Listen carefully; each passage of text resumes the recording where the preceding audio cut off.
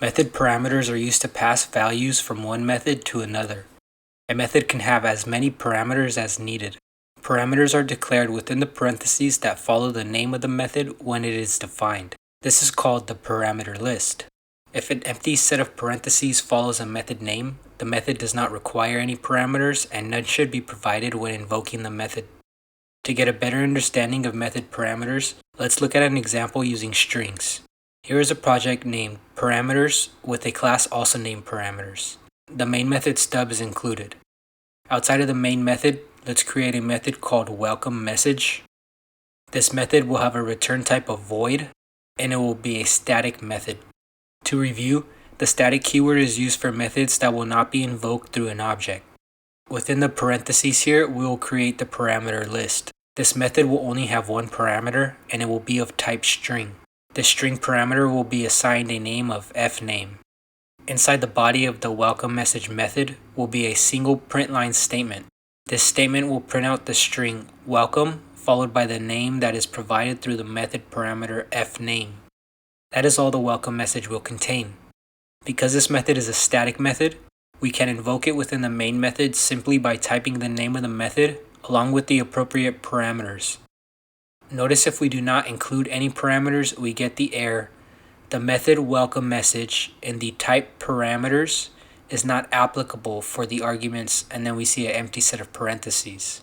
That is because the parameter list within the invocation of the welcome message method does not match the parameter list within the welcome message definition. Both lists must also contain the same amount of parameters to run successfully. Not only do they have to contain the same amount, they must all be the same type, or else another error will be prompted. When a parameter is provided in a method invocation, the parameter or parameters are called actual parameters.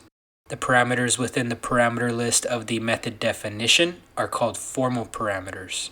So the formal parameters and the actual parameters must be matched one for one in all cases a method is invoked. So for this example, we must provide a single actual parameter of string type. We can do this by typing a string within the parentheses. When we run this program, we see we get the message welcome Bob. We can run this same method multiple times providing a different name, and the welcome message method will construct a message and display it to the console, just like we defined it to do. Let's look at another example using integers. In this example, we are going to use method parameters to calculate the hypotenuse of a right triangle. Algebra tells us that we can do this using the formula a squared plus b squared equals c squared. We can take the square root of both sides of this equation to solve for c, and we can code the new equation inside a method called calchypot. Once again, this method will have a return type of void, and it will require two parameters.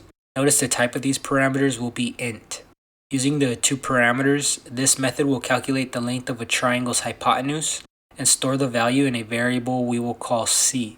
In detail, we will use the square root method from the math class to take the square root of a squared, or a times a, plus b squared, or b times b. And after that, we will use string concatenation to piece together a message that gives the lengths of all three sides of a triangle. Notice we have an error that we can quickly fix by changing the type of our c variable to double, as the square root method has a return type of double, and a double cannot be saved into an int variable. Let's invoke this method from our main method. Once again, because this is a static method, we do not need to invoke it through an object, and we can simply type the name of the method followed by the correct amount and type of parameters. We will use 3 and 4 as this is a popular right triangle.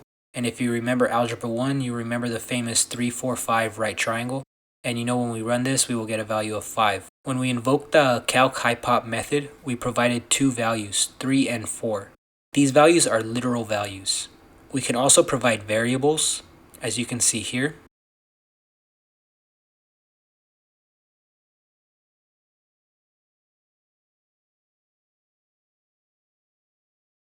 And we can also provide expressions, as you can see here.